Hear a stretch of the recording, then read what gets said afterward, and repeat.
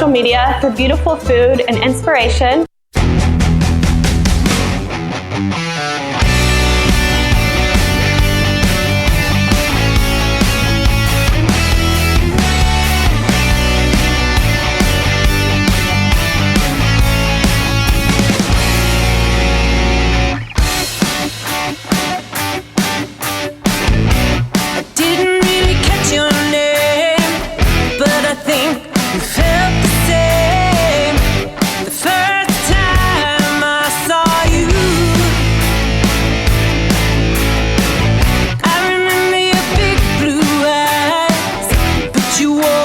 Dark skies, you're a mystery true.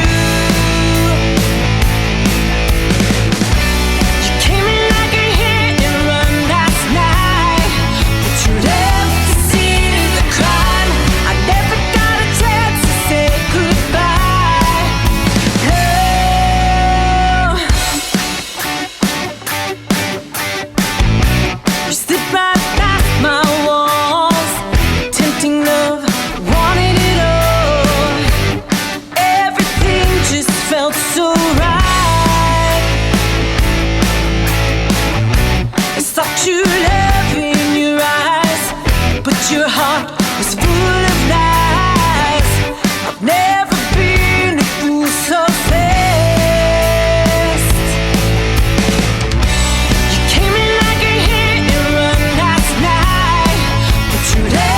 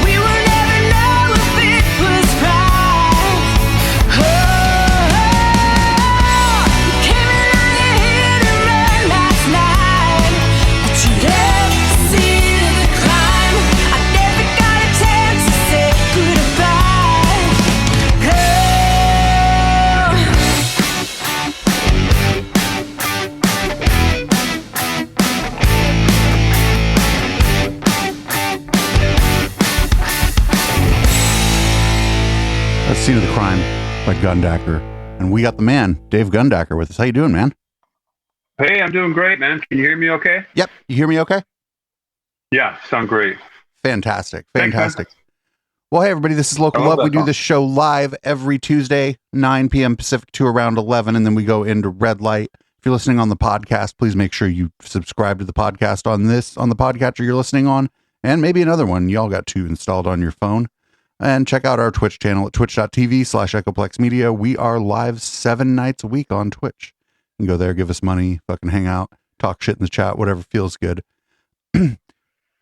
So, Dave, that song, Scene of the Crime, the first time we got it from y'all, like when you sent music, I think some of your other band members came in to the studio when it was across the, well, you don't know, but for a while, my studio was across the hall here. And first time we got that song, we played it twice in a row, and we don't do that with a lot of songs. Oh, thanks, man. Yeah. One of my favorites for sure. Definitely a crowd favorite. That was a long time ago. It's been a while since other members of your band were here. If I remember correctly, you weren't able to make it, right? No, I think I've been there twice, and the last time we had my drummer Craig Martin, and at the time I think a new guitar player Paul Keller. Oh, we all showed up, and it was the party. Yeah, we're coming up on like 175 episodes of this show, so I don't actually remember all the details of everyone. But yeah, it was a bit of a party. This is a little bit of a different format for us, but we're looking forward to having people back in pretty soon here because everything seems to be going pretty good here in Santa Clara County. Who's the gal with the pipes? Fuck, man. Oh yeah, she's amazing. That's Amanda Deek is her last name. She is she hates me to brag about it, but I can't help it. You know, it's weird. But was a vocal teacher for years. I think she still is. And I mean, in the studio, she's amazing. I mean, literally has perfect pitch, right? She can sing all that stuff in one take, 2 takes in the studio. Now, she never goes past 2 takes. And she can hold high notes forever. I mean, she's just got pipes, man. I try to write the songs for her vocals, and I push her to sing a little higher and more powerful where it ranges, but she never lets me down, man. She's I used to have a guy singer, right? And I'd write a song that was a little high for him. And then at the time that, we were playing at a gig, he would cut that song off the list, right? He would be like, no, I can't sing that tonight. Not. And she's singing all these songs in a row, high, and pulls it off pretty strongly. So yeah, she's a powerhouse. As a writer and stuff, she makes the band great as far as I think most people listen to the vocals. And they love that person or not. And if they do, they kind of like the band. And I think, she's the reason why we've done so well in the last 3 or 4 years. So, well, I mean, the production wants her. The production quality on the recordings is something too. I mean, I don't, we get a lot of good stuff in here, but and we get a lot of talented singers that we get music from. But yeah, it's just there's some people that are just that much a cut above, and it's stunning. I was just stunned the first time I heard it. How? I thought we spent some time in the studio. Let me tell you that. I mean, we found a guy who gave us a good deal, and his mixing talents were in another world. Yeah, so that's definitely something else out here. I'm in there too, of course, helping him, so he does all that himself. Okay, so how long the band's named after you, so how long has the Gundacker project been a thing? Like when did the Gundacker project start? Oh man, I think it's around 2012, so we're probably 8 or 9 years into this. And I was, I've been playing cover bands forever, always going, I write some good songs, I should get a band going. I thought, of course. And so then that's what started the whole project, writing some songs. And Craig and I have been doing it from the beginning. He's been the guy who's always been there, and I just started picking up players. But it's all about good songwriting and just really melodic, powerful rock is kind of what I look at it. And I'm really into the songwriting. So the song is always based around what's most important for the song. I write for the song. I don't really write for my guitar playing aspect.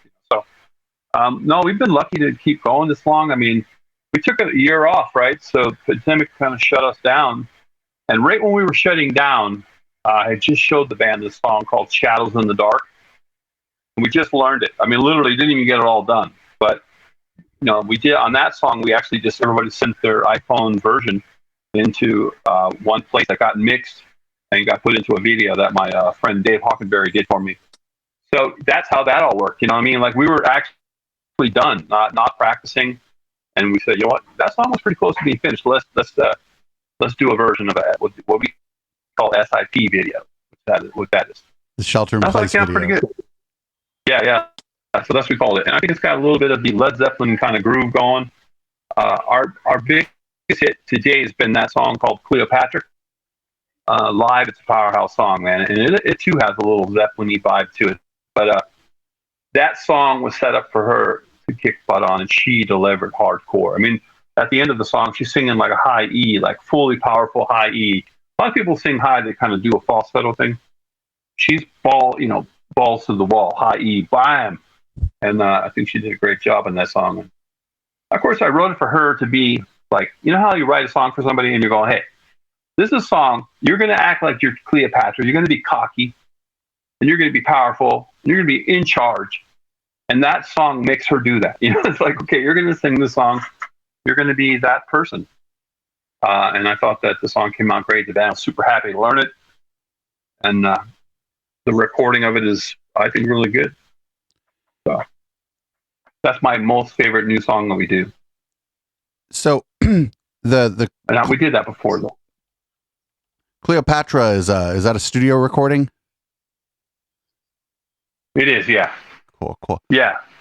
We did a live version of that song at Britannia Arms, and we put it on all these different sites, and it got 10,000 hits. We're like, holy, like this is an average song would get like maybe 500 to 1,000, and this song got 10,000. So Craig and I were like, hey, we got to get some, record this thing, man. This is really taking off. We got to do it. So we actually went in the studio and knocked it out. And it thought it came out really good. I wanted it to be a movie soundtrack, right? There's supposed to be a Cleopatra movie coming out, and I'm like, oh, we're trying to get, hopefully they find it on YouTube or whatever, and trying to find out who would do the movie that might use the song, right? That'd be pretty great. Yeah.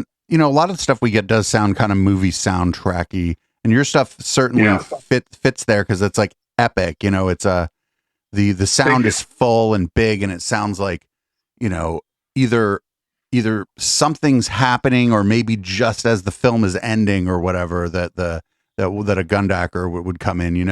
It's it's just this big, powerful, very full sound, and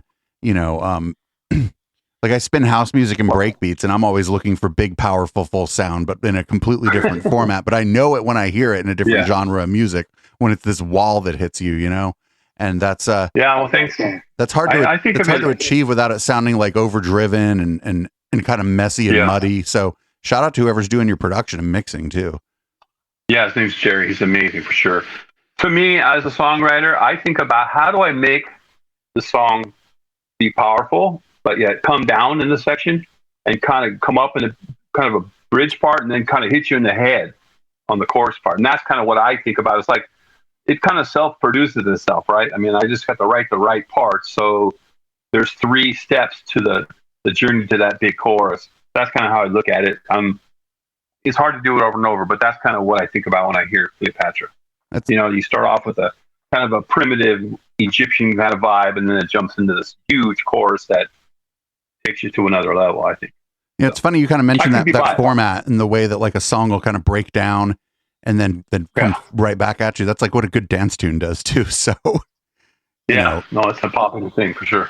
Yeah. It's just that I think that when you have that bridge part that really gets you going and gets you excited to this big chorus, everything I've written that I think has a big chorus is kind of my version of a hit song, I guess is what I think about it. But yeah, I mean, when you have that bridge, the chorus could be exactly the same as the last time you heard it, but coming out of that bridge, the chorus sounds like 120% as large as it sounded when it came out of a verse for whatever reason. If it's done right, Yeah, exactly. Even though like if you pulled the waveform and just listened to it by itself, it would be nearly the same as the last one. It's just like the contrast between whatever happens in a bridge or a breakdown or whatever, and then it comes back and it just sounds even bigger than it was before. It's great.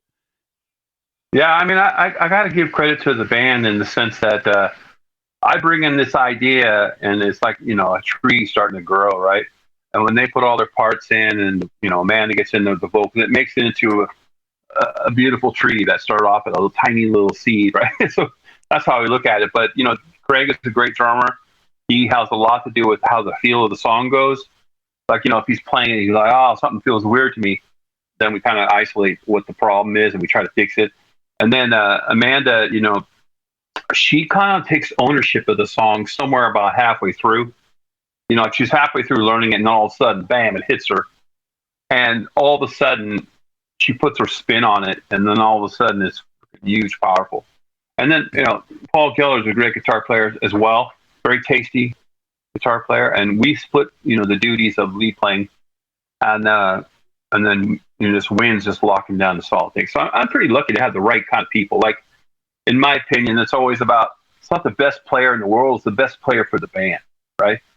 So I want a player that understands the song is the king, and then all of a sudden they just let the song do the work. You know what I mean? You know, like you can get, like when I was first starting out, I was like, oh, I had all these better, you know, these bass players that were smoking hot bass players, but I didn't want that. I wanted to get a person that was really solid. You know what I mean? I don't mean to insult her. I mean, she's a great bass player, but she's a great bass player because she knows how to lock with the drummer, right? She knows how to play solid. She's not flashiest player I've ever played with, right? She's rock steady. Sometimes that's she's rock steady, yeah. so that's what I love about her. Win the Bass Maiden. She's called Win the Bass Maiden, which is her own thing. Cool. Well, you've been talking a little bit about this Cleopatra song, and I noticed that I don't have a cocktail. So this Cleopatra song will give me an opportunity to get a cocktail, and it'll give everybody an opportunity to hear it. I have it queued up right here. After this too, we'll chit chat some more. I got 2 of your music videos pulled up. I'm real interested to hear the one that you all did on your phones, because I like never like when people send me stuff, I do not listen to it before the show because I want to be like surprised, or like, you know, I want to hear it fresh on the show. So anyway, this is Gundacker. This is Cleopatra, and I will be back new and improved with a cocktail.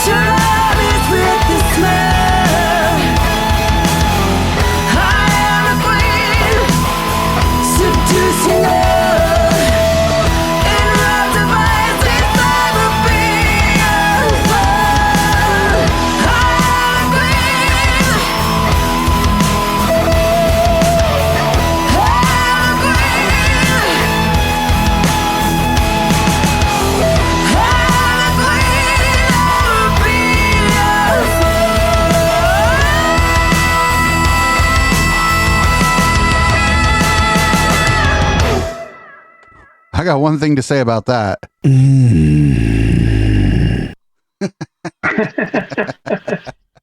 All right, well said for sure. Well, that's G. Willikers from the Rebels camp. The first time he was ever on the show, just got way too drunk and was like, into the mic. And I was like, you know what? I have a multi-track of that and I got compression. I'm going to make that 1,000 feet tall. But yeah, that at the end, like you were saying, where she just holds that high note and it's not like falsetto or weak. It's like full. That's like serious, like vocal talent there. It's a lot of hard work and a little bit of what you were born with, you know? Yeah, that's kind of like Ann Wilson from Heart kind of power.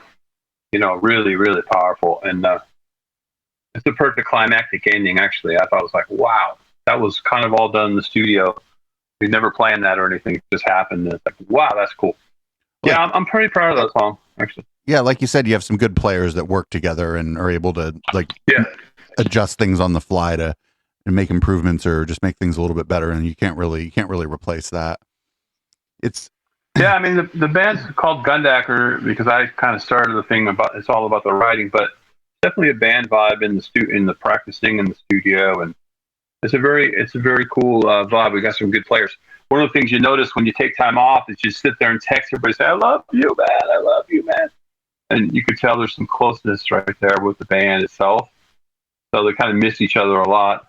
We're getting our first practice together coming up next Tuesday, and we have a potential gig at the District on the 30th, and we're still looking for another band to help us with that, but we kind of have the date locked in. We love the District. It's one of the coolest clubs that we play at, and it's in Gilroy, and it's weird because it's got such a small entrance, but yet it opens up to a pretty cool sized rock club. And the guy who owns the place is a total, he's a sound guy, a sound junkie. So he's always putting new PAs, getting bigger and bigger. It's got a nice stage, That's one of the things. Like I like showing up to a place and seeing a proper sound system, whether I'm the performer or if I've just never been there and I'm going to see a couple acts and I see some speakers hanging up, some bass bins, things where there's supposed to be a nice mixer board a little bit away from the stage and somebody's sitting by it. I'm like, oh, this is going to sound great. Fantastic. Yeah. They got a great sound guy. I think it's Daniel. And they have the light show and the whole thing's pretty cool. So we just played there like right before the pandemic, actually. It was at the end of February. We played with this band that was a tribute band to AC/DC, and they're called Bonfire. And these guys are from LA, and they're super great. I mean, I was like, that's the best tribute band I've ever heard. They're so good. And that place was packed. I think it had like about 350 people in it. And great gig for us. We got so lucky to get that. It was just us and them. And just begged the guy, let's get on a show, man. Come on. Well, He's a nice guy. You'll have to keep us posted about the gig if y'all are playing and there's a good sound system and cool lights and shit. Because I'll be let me tell you, I'll be itching to go out and heading out to Gilroy a little. We got some friends out there too, so heading out there might be nice to make a day of it or whatever. Yeah, it's cool. It's very cool. We're starting, like that band, we've been kind of on a hiatus kind of thing for like a year. And now we're getting back together and going to play out. And now things are opening up. And, if we can get back into that place is a great place to play a gig. Mostly because of the sound system and the stage is so big. And it's just, with 100 people, 200 people in that place, it's a freaking great time, man. But 300 people was amazing, right? We never get to play. I mean, that's just a big gig for a local band, right? I would like to play at all of them, 300, 500 people clubs. It'd be great. So. Fuck, after the last year, though, I'll go play for 9 people. You know what I'm saying? Like, yeah, no, I totally, the band would play no matter what, but I try my hardest. I do the booking in the band. I try my hardest to set it up so, okay, this is going to be great, man. And I've done some doozies, don't get me right. I mean, I remember one I did in Concord that was just a freaking hole in the wall place. And literally just the other band was there. There was another band. I think there was 2 other bands. And that's who was in our crowd. So we played the best we could for them, man. You tough that stuff out and use that as an opportunity to network with the other bands and kind of check out what the other bands are up to and stuff. You spend a little more time maybe focused on the music. I know it's bad for everybody's pocket though. Well, yeah, I mean, it's one of those gigs where you had to pay to drive all the way there and alone. But There's another place up there. It's called Vinny's. That's got a pretty built-in crowd just on the main strip. That place is a blast to play. I mean, every time I play there, it's pretty crowded, pretty packed. So it holds about 250 people, and it gets packed a lot. They got a whole section of just the pool tables. We play there a lot. That's a great club. I love to play there. You got to kind of, team up with bands that are in different areas that do really well. So you can kind of, you're going to do good playing wise, but you don't have as many people driving out to Concord, right? So, and then I might say, hey, I can get some people to go to Gilroy. You show up there, and I'll get you on the gig. So kind of do that thing a lot. So getting people into other areas. Are the members of the band out of Gilroy?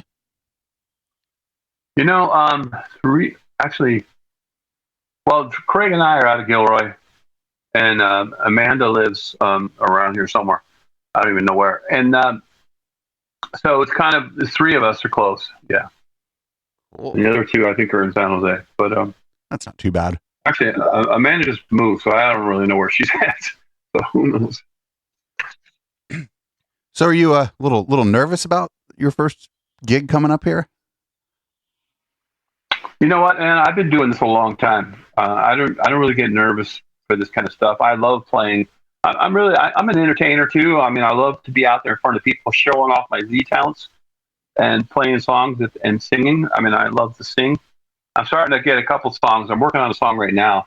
I'm starting to get a couple songs where I sing part of the verse, and like a lot lower than her, obviously. And I'm not good at it yet, but I'm trying to write stuff that we can do stuff together. Like we always do these cool, like that bridge part was me and her singing. I mean, we're singing a lot together on a lot of the songs. But I'm trying to do a thing where they let me, or I could say, hey, let me just sing the stupid line and you answer it, and have a little bit more duet stuff happen besides just doing, these big. We sing a lot, me and her, and we're the main singers in the band. Craig sings as well. But that's kind of what I kind of pushing toward that, because that excites me to sing, get better at it, and I love the entertainment part. I'm kind of the kooky person when it comes to the gigs. That's good. Every band's got to have one. Every band's got to have one with people. I've been doing it for since I was 16, 17. So when you put that guitar on, it's like you're putting on your cape, and you're a different character kind of thing. Cool. Yeah, like 16's about when I started spinning records too. Now I'm obviously not on records because it's not ye olde times, but it seems like that last couple years of high school is when most of the people we talk to who are real into music kind of get into it and decide they want to start writing, or that they want to start doing a band or whatever. Maybe it's just that when you're 11 you can't really do a band, I guess, when you're 11. Oh, hey. All right, come here, Chloe. This is my daughter, by the way. Hi. This is Chloe. She's a future rocker. Say hi. Woo. Hi. She's been singing a lot, and she's always writing songs already. She's only 6. Her daddy's writing songs, and she's I I make the songs of myself. She writes her own songs. So excuse me. But did she say she writes them for herself? Yeah, she said. Don't you, Chloe? We're on the radio right now, live. Did you know that? That's cool. Yeah, she's very influenced by my guitar playing. Are you all right? Watch out for the apple. There's the apple of my eye, this girl. My chat likes your kid. Oh yeah, she's popular. She's she's in the videos. That when she's in this video with called Shadows in the Dark, she's actually in the video when I'm playing solo. She's running behind me and stuff. She likes to be on the video too. She's like, kids. Some kids really do like attention. So. Oh yeah, she's watching her own videos like on YouTube. Like I remember because I was doing some stuff with Amanda. We did some acoustic stuff. I actually did watch that. You did, yeah. You were on it. Yeah, so me and Amanda did some acoustic stuff, and she's all over that. We did "What's Going On" by the Four Non Blondes, and she's we do sometimes we do acoustic stuff, me and her, by ourselves, and we'll pull a set of cover tunes, and I love to write songs for acoustic as well, but I don't have that many. Are you okay now? You want to go? You got to go to bed right now, right? Go to bed. Okay, see you. Bye. What? Can I come tomorrow and help me with this song for Mom? Sure. She's yeah, so- maybe she'll one day support you in the lifestyle to which you could quickly become accustomed, huh? Well, I would say that I would love to write a song that makes a lot of money for her. That's what I'd like. I mean, like as a legacy, you know, like I've had my shot, man. I've played a lot, and I've played for some big concerts and stuff in my day. But I would love to leave my daughter a song as a legacy that became popular. You know what I mean? I know that right now in the world, our music isn't really that popular. But you never know, man. Somebody can take your guitar song and rip out the guitar and make it a real more pop song with just the killer melody that you wrote. You know what I mean? It's like yeah. You can write something and it can totally be like performed in a different way by a different actor, by different musicians. And if the tune's a good tune and the players are good players or the producers are good producers, they're going to pull something good out of it, regardless of what the intended like purpose of it was. Like I think of like Scene of the Crime. I'm like. I've already thought of like what it would sound like as like a club tune, or like what it might sound like as like one of those kind of big pop tunes or whatever. And yeah, exactly. Because it would just kind of hold up no matter what the instrumentation is. So yeah, that's what I think too. We talked about that in the studio. We said, hey, like what was one song I wrote? It was on the CD called what's the name of the song? I forget what the name of the song. Okay, I'm losing my mind now. Anyway, there was like we were thinking about doing a different version of it with like more of a clean guitar, because sometimes that you playing that distorted guitar kind of it's not in this day and age cool as it was back in the day. And you think about just changing the guitar part to be a little bit cleaner, seeing if it's a hit song because of that. You know what I mean? Yeah, and it certainly doesn't hurt nothing to go back in and rework something in a different way. And in fact, something else might come out of it if you do that. Hey, that clean guitar sounded good. What about if we, and then now you're doing something different with it, or you write it in a way where the bass is a little more up front, and you're like, hey, maybe that wasn't the thing, but let's do this thing with the bass up front. Changing things up and stuff is always, And plus, like if you're in a band for several years, you're going to be changing stuff up that you're not even really conscious of. Things are going to evolve and kind of move along. Yeah, it's going to be live. Yeah, but there's always the argument that we have in the studio. It's like, you know what? We're playing this for ourselves, but we could chop it up a lot more and make it a lot more of a hit. You know what I mean? Like the timing of the song. Like you write a song right now, it can be 5 minutes long. But what if you made it 3.5 minutes? What if you chopped it up and actually really, really focused on it to be more produced? I think about that stuff a lot too. My band always goes, hey, it doesn't even matter. I go, yeah, it kind of matters. Yeah, the song I sent to you called Save Yourself is an example. That song was 6 minutes long when I first wrote it. And I was, every part was too long, basically. And then when I went in the studio, I said, this is way too long. We got to chop this up. And then I chopped it up, and I cut out 2 minutes. And it still has a long guitar solo in it. And that made it a lot more popular song for us and for the people. Even though it has like a David Gilmour solo that kind of lasts a long time. The song is, to me, it's one of my favorite songs I wrote.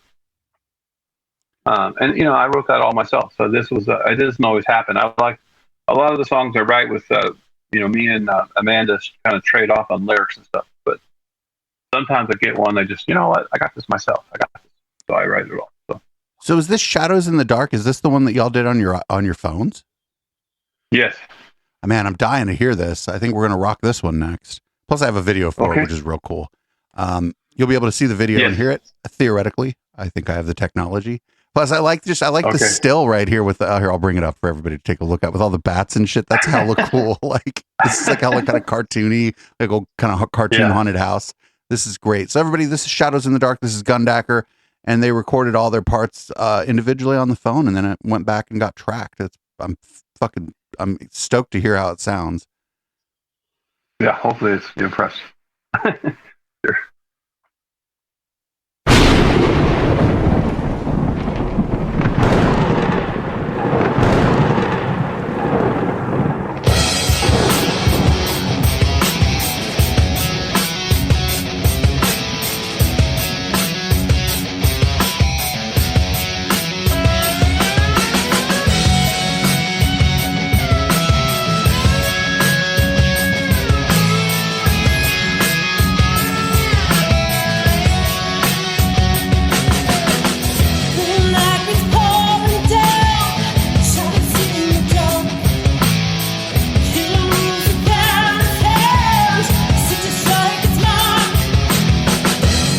He's on the loose, hiding in the night.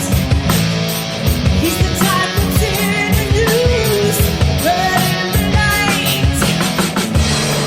I feel you there, changes everywhere.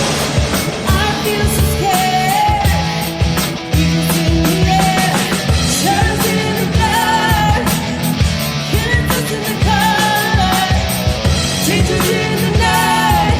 Don't give up without a fight.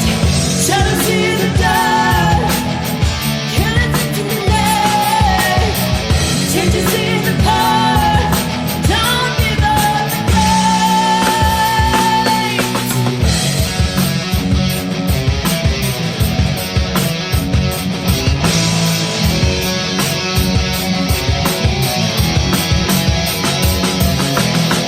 Smells the scent of blood, running so scared. Heart pumps running through the mud. Survive if you're dead. I feel you there, changes everywhere. I feel so scared, eagles in the air, shadows in the dark, innocence in the heart. Changes in the night, don't give up without a fight. Shadows in the dark, innocence in the night, changes in the heart, don't give up the fight.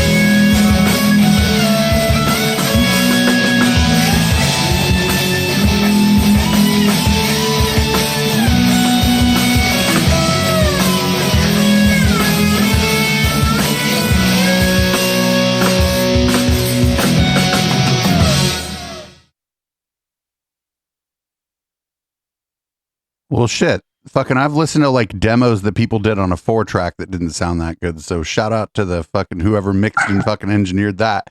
The only thing I noticed a little bit was the drums sounded a little, I can't explain it, but like kind of underwatery. But I think like the phone mics do terrible with like percussive sounds.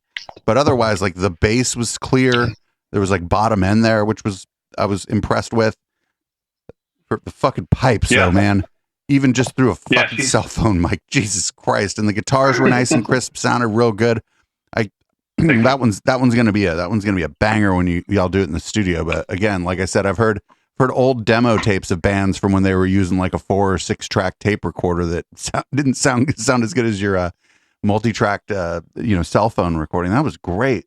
One of the things I've been super impressed with is seeing how some of the bands have adapted to the new normal or whatever, and I haven't seen anybody do that.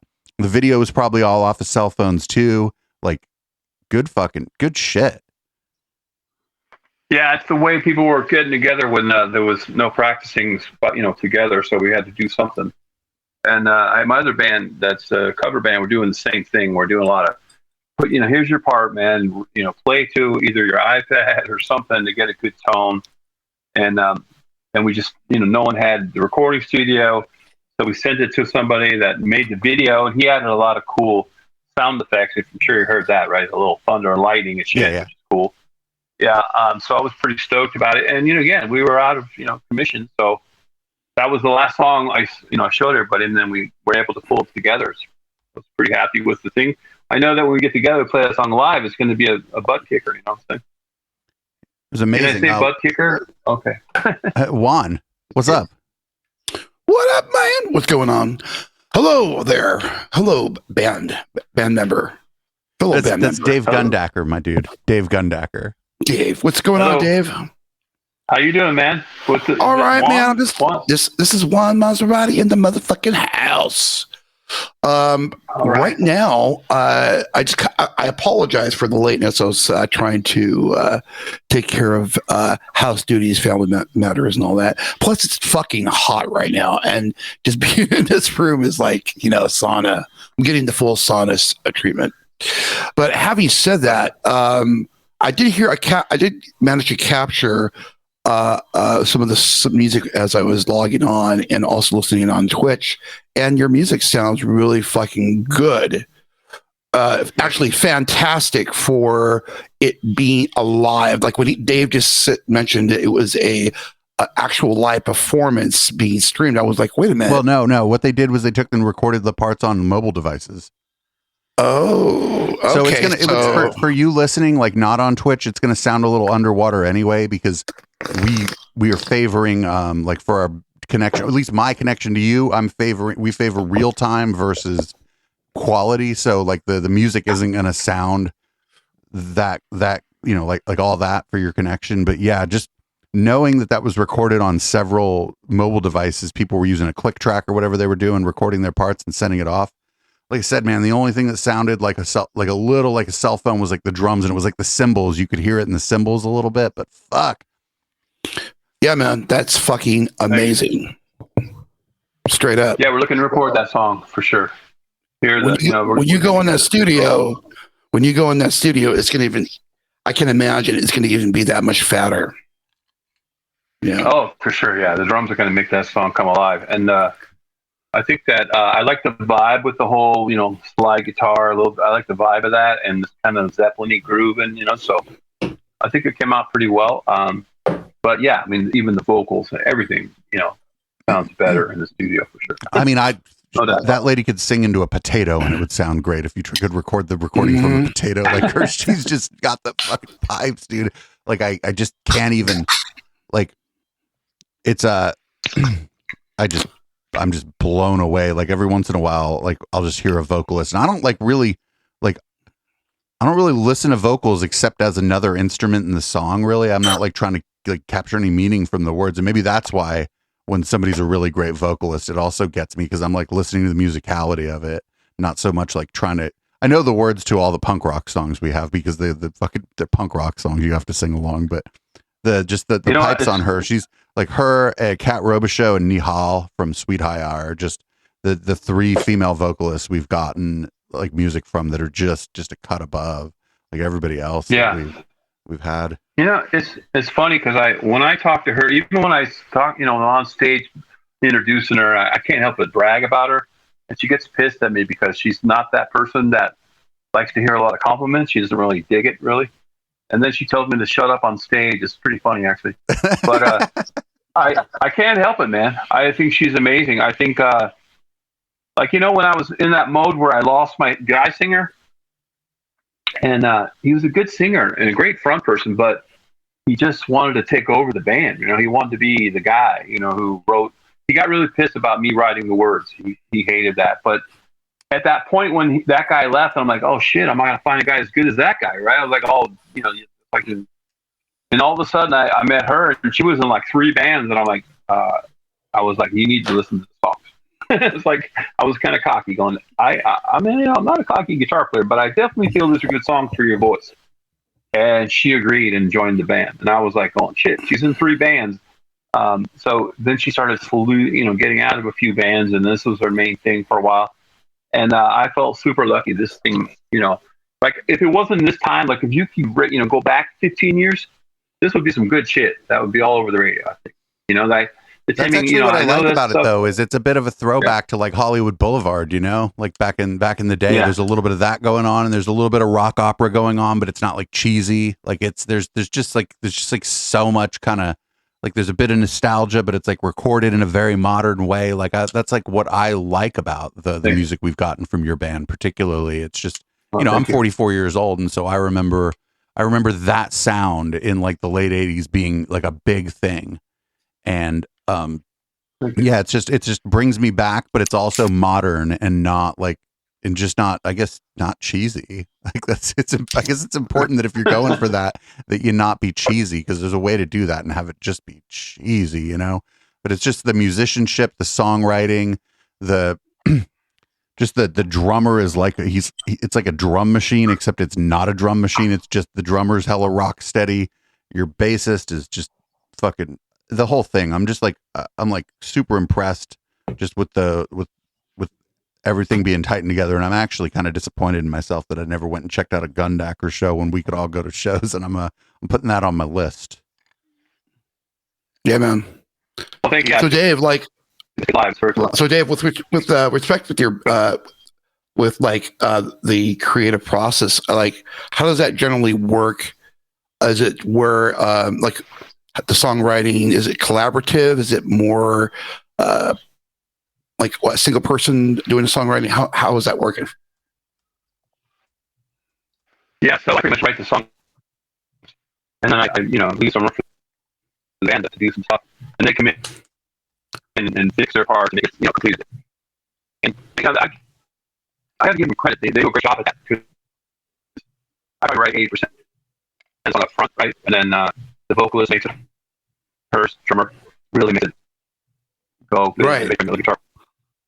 So there's a space at the end, but the core of the song with the chords and melodies are written before we get to the big worship. So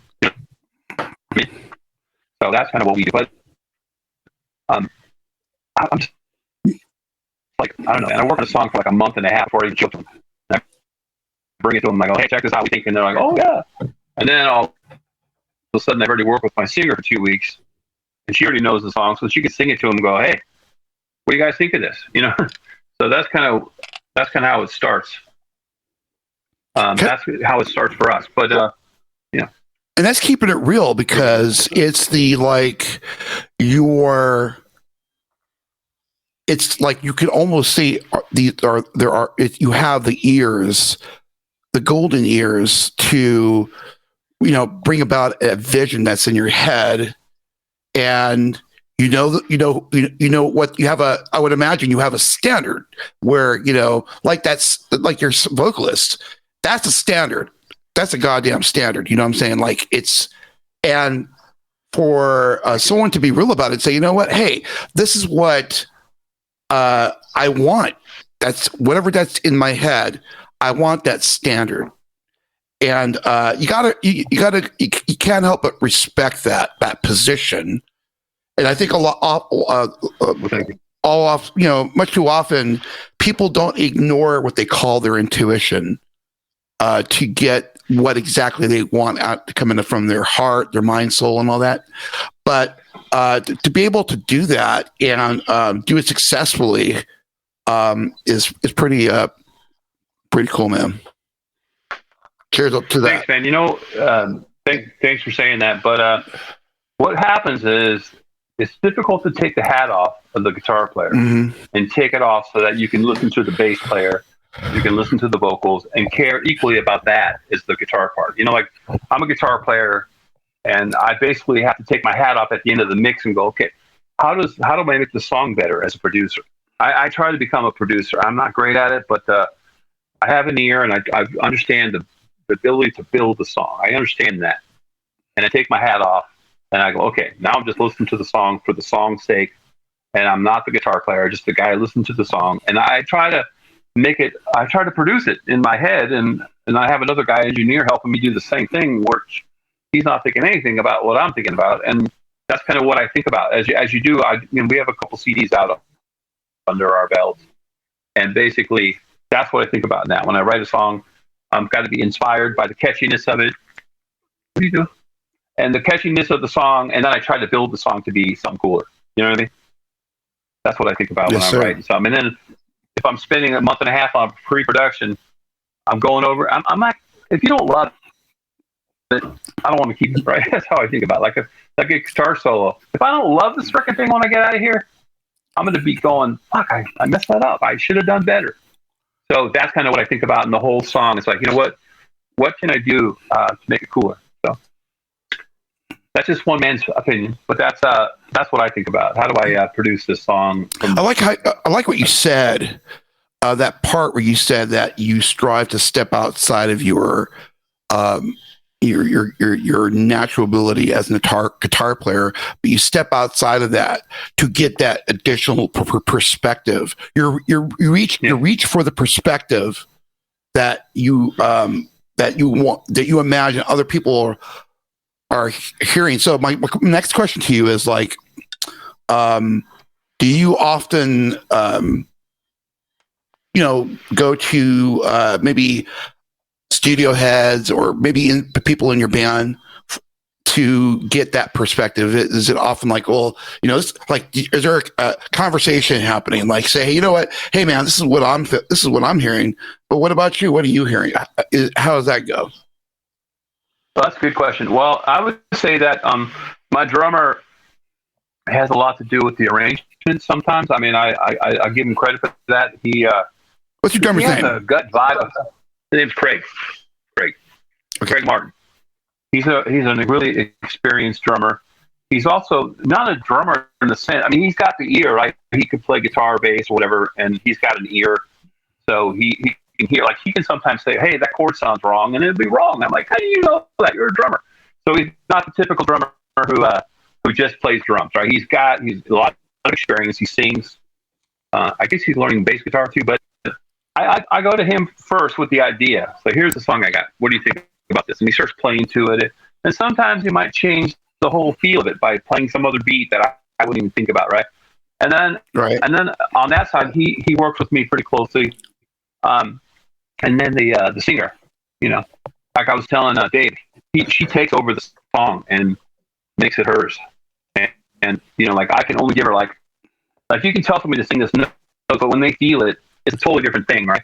So when she gets in like the song Cleopatra, you might have heard before. That song, she became Cleopatra in the song to me, and she made it her own. And I can't tell her how great it is because she don't listen to me, but she really is great at it, and it doesn't always happen in every song. But when she gets to be her, when she starts feeling it, she starts putting that feel into the melody. It's a different melody than I wrote. It's the basics of what I wrote, but it's cooler. I mean, she's the singer, and I know that some singers write all the words and they all sing all the melodies, but I've been doing this a long time, right? So I go, here's a base of this idea. This is a base. You're the amazing singer. Take it and mold it to be great. I just want you to start with this melody and move it, and that's what she does. She's able to take the melody and go, okay, I'm feeling this melody, and then she makes it hers. Song becomes magical because she's a great singer. Amen. She tells me to shut up a lot, so I don't really want to go into the details. But the point is, I'm in awe of her talents, and even Craig. I mean, Craig's a great drummer. He plays for the song. He's great at that respect. He's like, like sometimes the drummer can make the song more produced than it is just by his playing, right? He does it, starts it off, and then him and Wynn or less, together, and then Paul, or sometimes even less playing. Like there could be the decision to fatten it up or space it out. Right, exactly. And then the guitar player, Paul Keller, he plays nothing like me at all. Like he's totally different than me, and I like that as a player. And I mean that in the best respectful way. Like he's like super talented lead player, but he also plays a lot of like we think about each other as I'm the main guy, he's a keyboard player. He'll play keyboard type of lines, so he's not playing the same thing as me. And when he solos, it's his own shit that's really great. And like, I rarely get to play with another guitar player. I go, holy shit, this is great, man. So he's the nicest guy in the world, but he's also a real talent on the guitar. And I was a guy that never wanted another guitar player at all. I was like, I don't even want another guitar player. And the band go, well, it doesn't sound as cool. Okay, so I'm a fast player. I can play melodic, but I like his playing a lot. Actually, I've been, like, get rid of the ego and let's just play the best we can. And I'll say, hey, dude, this is a solo for you. I can totally feel it. And then we take turns and stuff doing that. Well, I got this other video from you. This is Monster Underneath My Bed. I saw your daughter's cameo in the other video. I saw your daughter's cameo. I seen her running. I seen my daughter these too. Yeah, she did. So this is a music video from. Let me just give you. Oh, go ahead. Well, can I give you kind of a preview for our kind of prequel? Okay, so this song is about always being scared about something on the bed. A lot of kids grow up with that fear that something's going to grab their ankle and stuff. That's how this song started. And we got two little actors. My friend, my guitar player, my guitar tech, named Felice. He's got two little girls who are both actors, which was weird, right? What's the chance of that? So I got these girls in this video, and again, Amanda makes a great song at this thing. The melody and the chorus part is one of my favorite things I've ever written in my life. And that's all I wanted to say as a preview. This is a really inexpensive video. We didn't pay anything for this video. This guy, Phil Anderson, helped me do it. He took all the shot. He went down there and video with me. So I told him, dude, we're broke, but I'll let you do it if you want to. So that's how I went. Was Monster Underneath My Bed by Gundacker. Fucking A. I'm excited.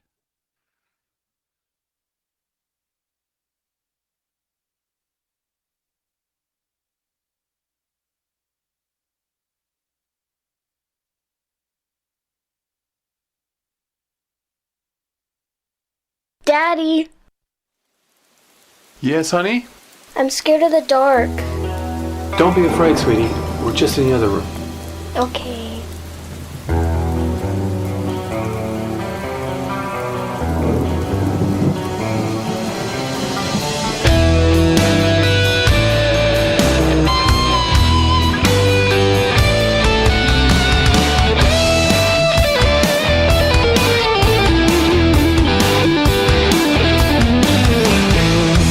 Running wild as a child in the darkness, screaming in the night.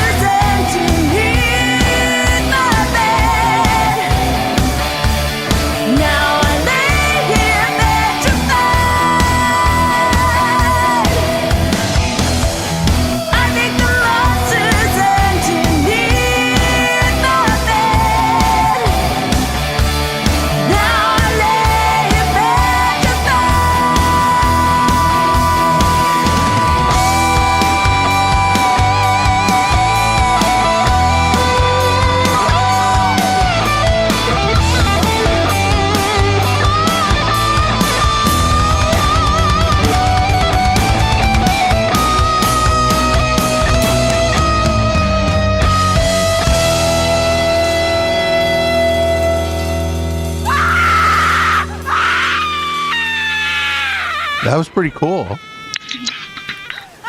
That's wild, man. Woo! No, that's fucking awesome. Fucking really fucking awesome, man. And it's like it's like a very like I just hearing you guys play. It's just brings a smile to my face, man. Just because it's like you guys are like I say the polishing the what I would call the veterano status of where it's like it's just not about playing the instrument, right? It's like there's so much being brought forth, that tone, and that's a live. That's not like a studio recording, is it? Or is that? Whoa, studio recording. Yeah, that's studio. Yeah, man. What I liked mostly was your guitar at that event. What kind of guitar was that? It was that kind of like it had that fucking cool like angle look. What was that guitar? It's well, I sold that guitar, but it's a ESP guitar. Oh no, Schecter guitar, but it's a Explorer shape. It was pretty fancy, actually. But yeah, it had great tone. I loved it. I don't know why I sold it, but yeah, it was a cool look for sure. I mean, everything's for sale if the price is right. So. Yeah. Well, when you're not playing for a year, I mean, you tend to get rid of some shit. But yeah, that was. I like the video. I mean, it pretty much talked. It followed the storyline of the actual band, actually that song. And I thought that, like I said, I thought the vocals were very powerful on the chorus part, and I thought it was a good build. And that was me and Amanda singing on the bridge part, right? So we do a lot of singing together, where we're kind of semi-duetting. Like I'm not just the backup guy. I actually sing the melody, and I get the same kind of volume, a lot lower than her. But yeah, she did a good job on that song, and I really like the like it's got a lot to that song. I mean, this is not just like here's a verse, bridge, chorus. It's got more stuff into it, where I think it tells a good story, and I just like the video. Now the video, was the best we could do at the time. Not the most professional as some of it, but I thought it came off good. We're a local band that we got some, like you said, you got some senior veterans playing the instruments. Where was that gig at? There was a gig that there was video from. Where was that gig at? Actually, we just rented a place. There's a studio place you can rent, and you just brought like some pizza and some people. So we had about 30 people and some pizza, and we just played it like 6 or 7 times in a row, and got some different angles, and it was just a fun thing. And the cool part was playing videos is like you get to hear the song blasting through the PA, and you can just fake like you're playing it. It's cool. I can't do that because I ended up playing the whole thing, but it was fun hearing it and people getting into it. They really liked the song at the little video that we're at, so it was cool. I wish we could do that with every song. Yeah, man. Yeah. You know what? That video, and let's put it out there. You didn't pay a damn cent. That was purely from creative expression. Homies got together and said, we want to put something out. We want to put a concept out. And it was followed through from start to finish. Bam. With music. That to me is fucking awesome, dude. Thank you, sir. Appreciate that, man. Yeah, man. I'm proud of the song for sure.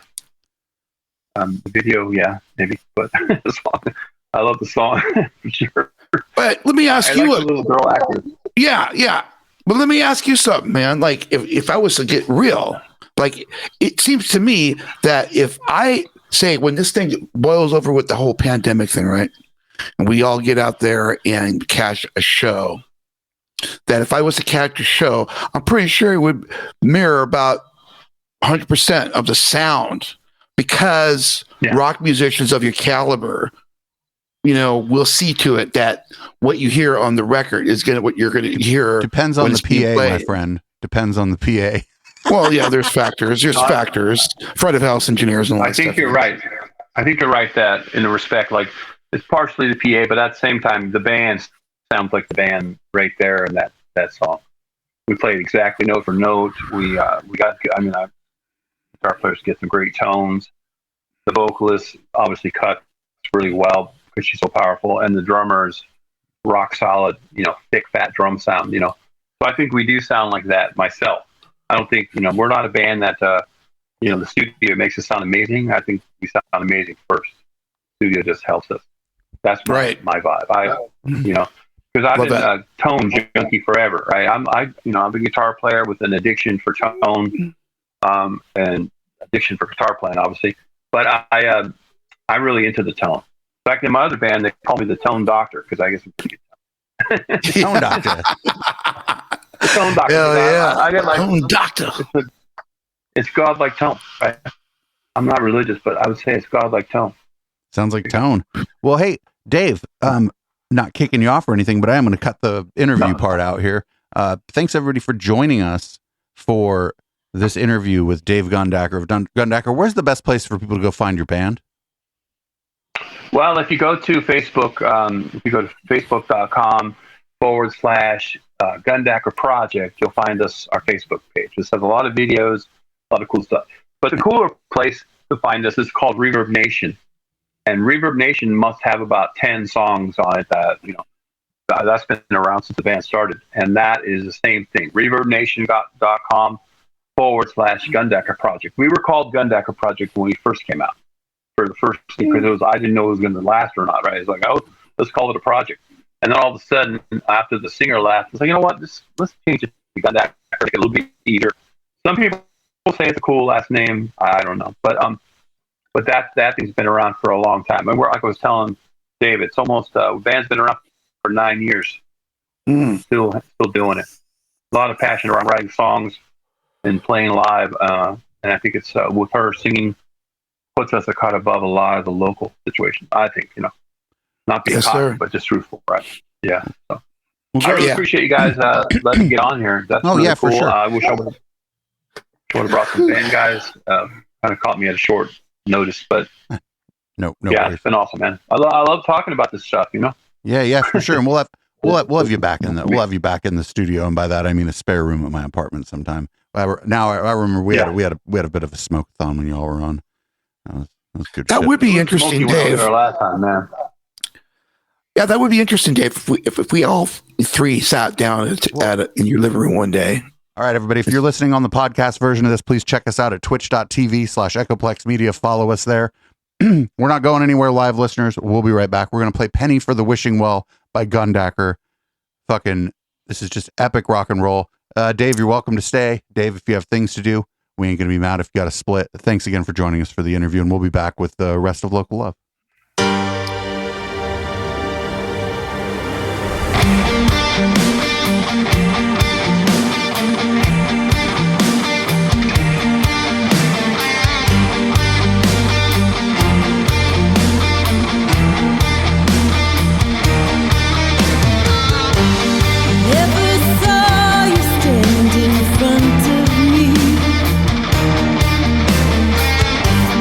Then you came and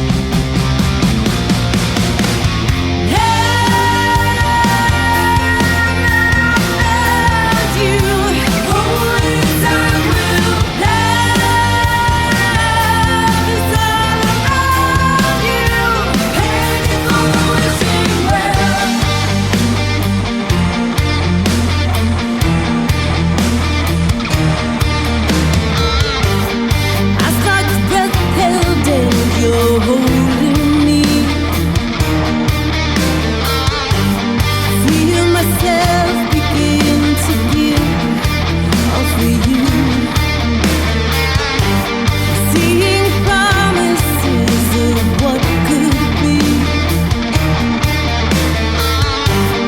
And I know you feel it too. Take my hand, lead me through the promised land. Make a stand. Love is never what we planned. Understand, this love needs to make a stand. Take my hand.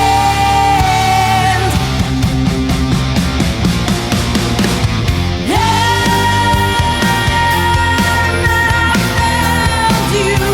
Only time will love is all around you. Heading for the wishing well.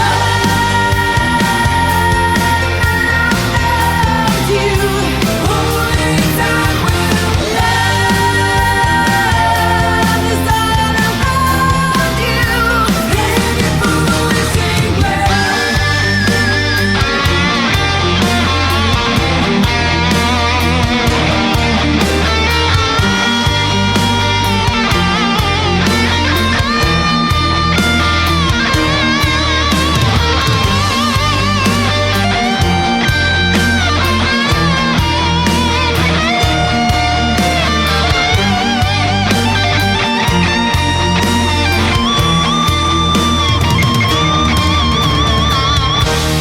Take my hand, lead me through the promised land. Take my hand.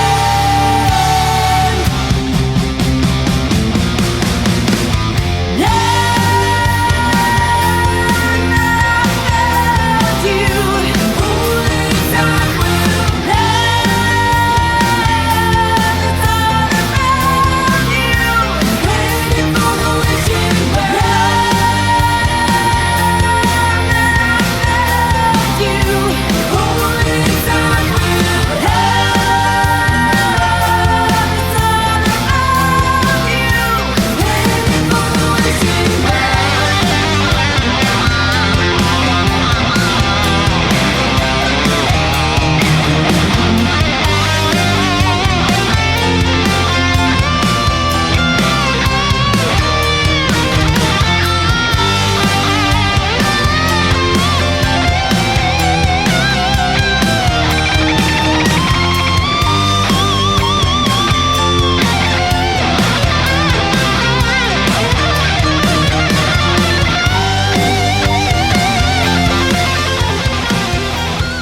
Well, shit.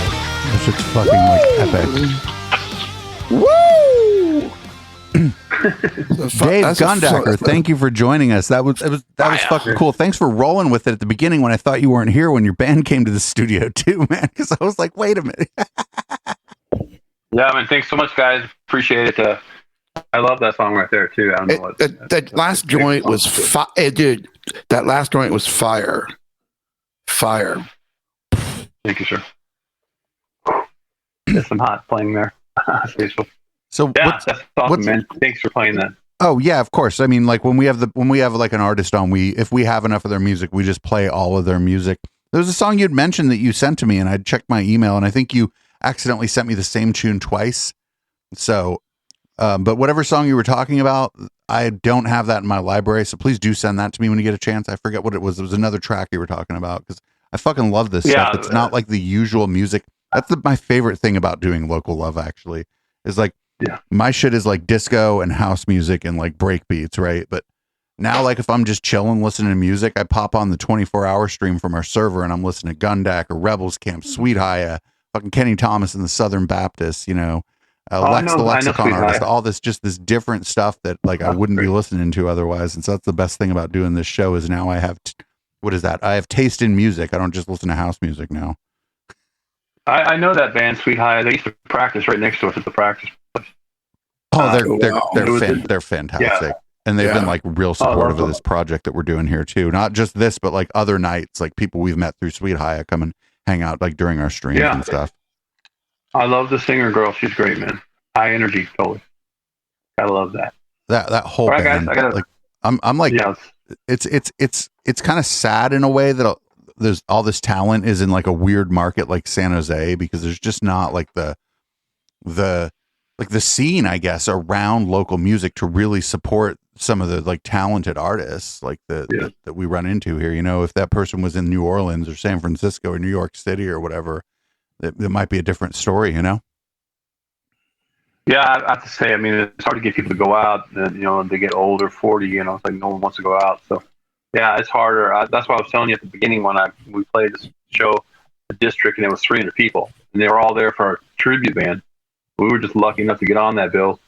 That's kind of an example. Tribute bands are they're doing some good stuff to making some money, but original bands has a rougher gig for sure. No matter it's how good you are.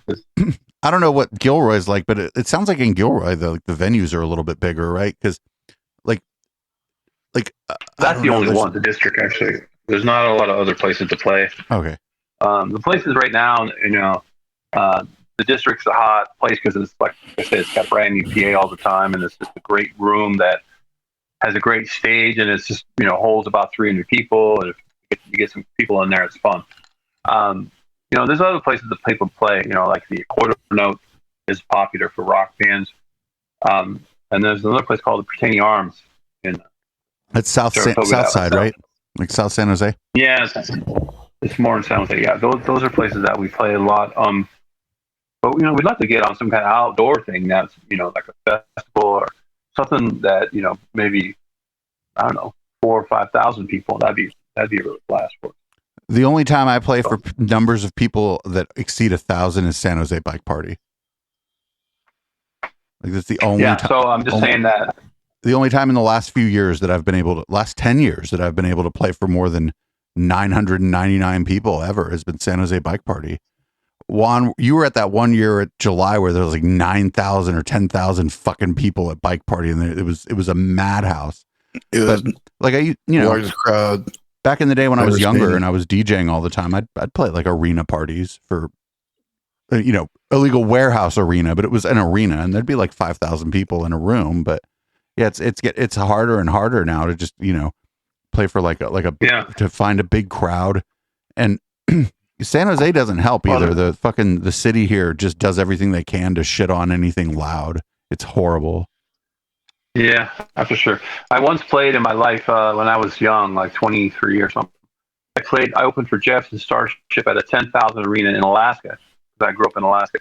Wow. And that was the coolest gig in my life, to be able to feel, like, for one thing, you can't see past 300 people, right? It's all a bunch of dots, a bunch of heads, you know. That's really when you know you're playing for a fat crowd, is when you can't, when it just like starts to become a blur of hands and fucking like things you might believe are faces, and it's all kind of moving as you kind of try to look towards the horizon. That's when you know you're playing for a fat crowd. Yeah. And that's a good feeling, whether that's like 600 people or 6,000 people, because it's as far as your eyes can see, and like, you know, in your field of view, it's just people, and they're all there checking out what you're doing. I don't even care if they were going to if this podcast it was in an arena and 6,000 people were all there happy to be there. I'd be glad as fuck too, you know? Yeah, dude, I have to say, I was pretty young, man. I was pretty young, and I have to say, when I got on stage, I was so nervous. I had the butterflies in my stomach, and I was trying not to throw up, and it was just like, wow. But once I hit my guitar, everything sounded good. I was like, okay. And the songs that my band did, I wrote all the songs for that gig. It was like 10 songs. But it was so cool that let an original band that's local do that gig, you know, like, how often does that happen? Okay, hey, we need a local band to do this arena gig for like 45 minutes, originals only. Like, whoa! I'm like, we were like right there, ready to go. We already played in the bars. We already well rehearsed and stuff. And that kind of changed my life, right? Like, I was thinking after that, like, there's some bands too. There's some bands that like, they'll be like, oh, do you want to have an opener or whatever? And there's some bands that'll just straight up be like, what are you talking about? You need like a local band. You know what I'm saying? There's some bands that come through that do that. Like, that's some of my bigger DJ gigs were always like the promoter was like, oh, do you want to bring your crew of DJs? And the promoter's like, don't you have a crew of DJs? Or like the headliner act that was coming from out of town. It's like, don't you have a crew of DJs? It's the same thing. And I think a lot of bands, a lot of the bigger bands do kind of like lean on the promoters in some ways to bring out local talent when they're playing. And good on them, by the way. I think they should all do that. That's awesome. Well, damn, Dave, I have so many questions. You know, it's like you went and let me get this straight here. There's like, what's the crowd like? What was it again? About 700,000 people. No, it was 10,000, but it was a brand new place, right? Yeah, man. Anchorage, Alaska had not had any concert places to play. And the bands go to, they go to Tokyo. They don't need an open band there. Just play. They just do their thing. So they go to Alaska and then they go to Tokyo, right? And when they go to Alaska, they don't need an open band. They just grab a local band. But when they go to Tokyo, they just play by themselves. The crowd is totally into just that band, whatever. So right. Starship was headed to Tokyo. It was a great gig for me. I was like going, wow, this is what it's like to be a rock star right here. This is the kind of, imagine doing this every night. For 10,000 people and the coolness of that. So I got that at only 23, and I was like, really made me want to do this more frequently. I would love to do that again. Before I die, I would like to say, hey, I played another 10,000 arena, and I was really good at it. Versus then, I was kind of young and scared. Yeah, man. Now it's like, amen. Yeah, amen to that. But I'll tell you, it's like. You probably got like a whiff of like, maybe a sense of the business of music, because I don't know, when I get a sense in talking to you that you understand not just certain aspects but the whole thing. Did that experience influence your business musical sensibilities as well? What did you get from that? Like with respect to like management and managing artists and all that other thing? Yeah, I think that from that gig, I got the fact that we needed some kind of gimmick a little bit as far as making it like we were trying to come out of Alaska, which was pretty much not heard of, and we were trying to we turned into a band called Alaska, and we tried to do. I started writing songs about ice and breaking ice. Glaciers and shit. We tried to do a theme-based thing, where we were coming from Alaska, and we never found the management to find, to get us in the store on that. But it was kind of like we tried to get a marketing solution that would be something that people would sign, right? That's what they came out of that whole thing. Like, let's get signed. Let's come from Alaska. Let's get signed. Let's, wear some pretty, crazy wolf boots on stage with and the whole deal. So we were into that whole thing, and I think that kind of was from that gig. We did get to open for another band. What's his face? Eddie Money came up there, and it was for like 5,000 people for that gig.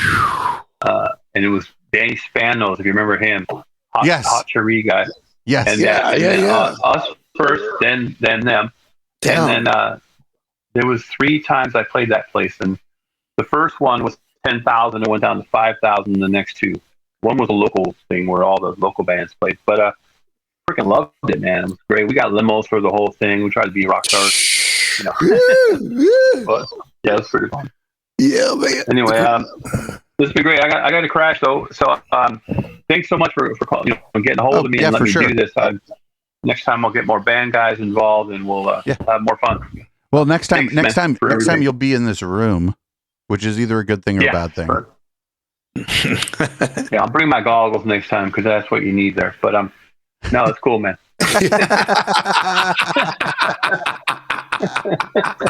On your way out, turn off your camera before you hit the exit room, so that way you don't have a weird still. Unless you'd like to leave us with a weird still for 2 or 3 minutes, you could do that too. How do you turn the camera off again? Oh, it's just a button. It's at the bottom. There's like a hang up button and shit at the bottom. If you just press the one that looks like a camera, you'll disappear. Dave. Fucking Dave Gundacker, right, fucking cool guy. Thanks for joining us, man. Thanks, guys. All right, take it easy. Bye. Yeah. That was really fucking a really interesting, the most interesting interview I've seen yet.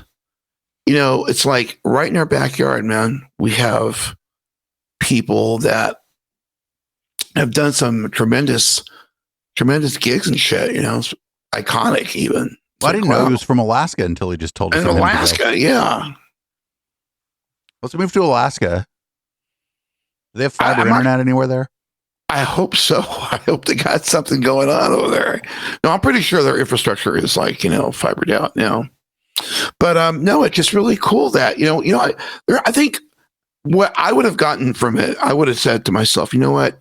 Not everybody needs to be a starship. Like, there's possibly a way to, like, for everyday musicians, not the rock stars, but, a means to make a living. That's always a hope, right? That ultimately you can make a living from doing tours. I come at this from a different perspective, I guess. Like, and I'm not even like writing any music, I'm just going out and DJing. But if I don't know that it's going to be live, also, like, there's a whole other scenario where if it's like for the homies, like I'll go play for an empty.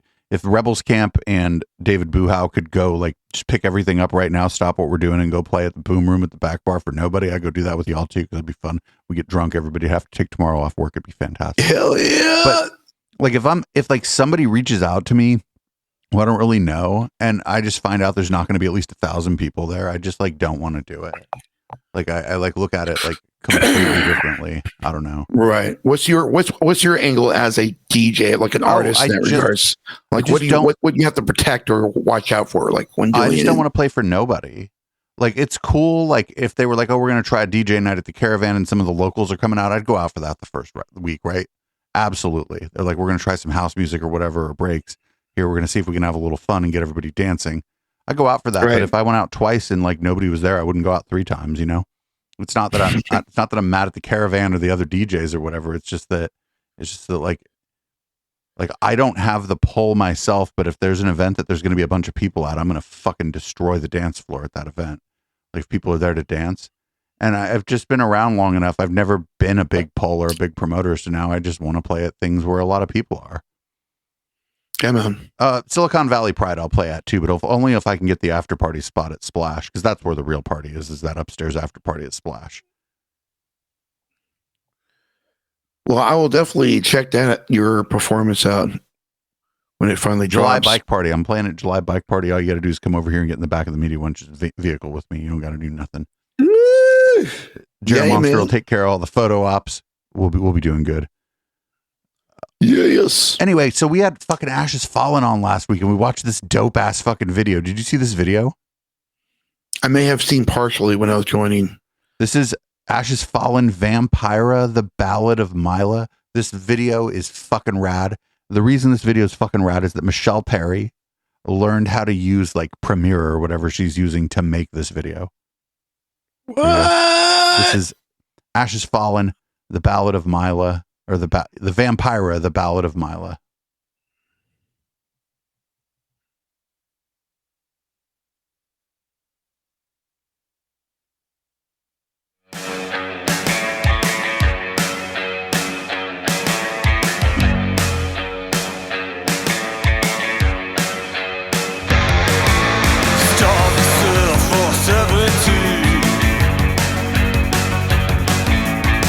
Yourself a vision of fantasy.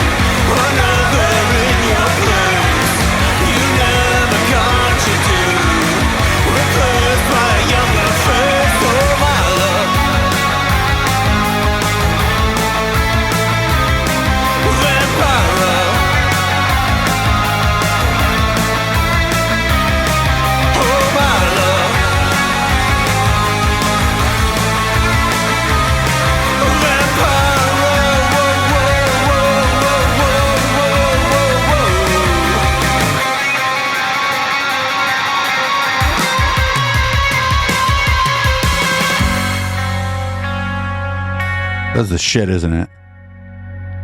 Oh shit, dude, this is sick. That video. Up in my head, I was all, yeah, you were rocking out. My love. Yeah, man. I was we're trying to work on a way to like superimpose like somebody rocking the fuck out like over like we're working on it. I could superimpose you rocking out over this song. We're working on it.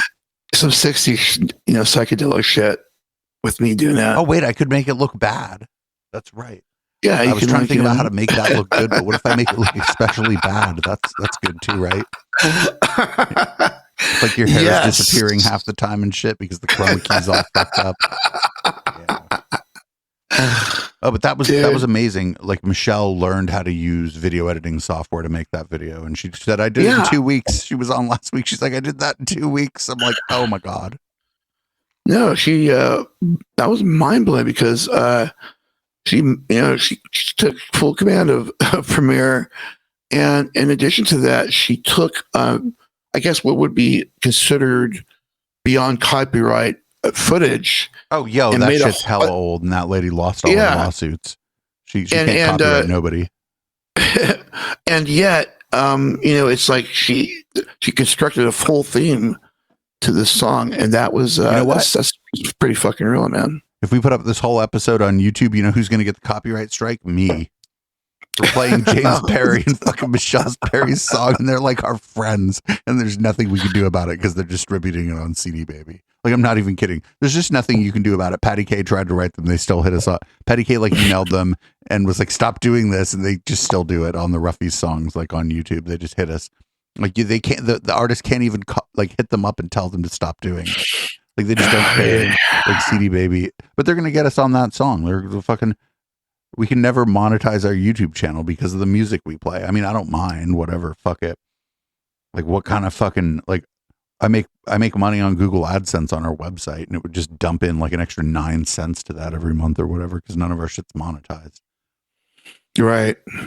But like all these bands, they're like, oh, they made $1.80 on ads on that. Yeah, I'm not going to take their $1.80. I sent them. You know what I'm saying? Like if G Willikers found out that like CD Baby stole $1.80 from me and then gave you guys 70 cents for it, like he'd be hell mad. He'd be like, wait a minute, just give them $1.80, you asshole. You know?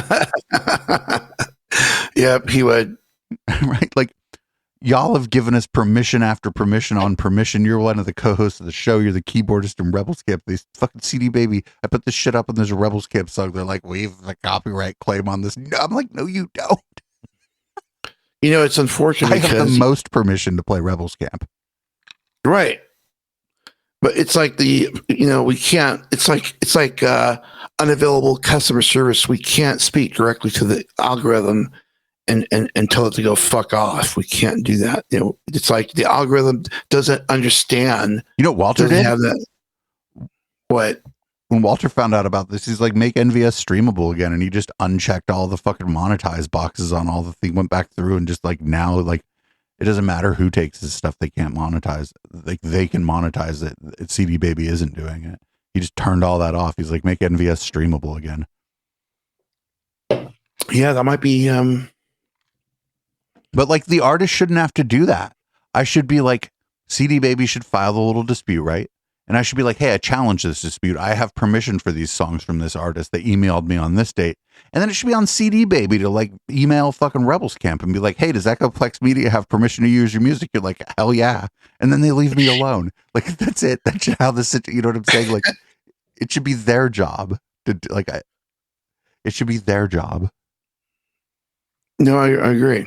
Or you should just get an email where then you log into a portal on CD Baby, right? Where I can fix they should hire me. I can fix their problem. You make a portal and you go, hey, this channel is playing your music on YouTube. And you have a yes or a no box. And then you have a like take them down box. But the yes box is the important one. We're like, oh, those are my friends. Or, oh, that seems like they're playing a video game and they listen to my music. Yes, of course. I mean, this is the outro to their podcast. Yes, of course. Oh, they said the name of our band.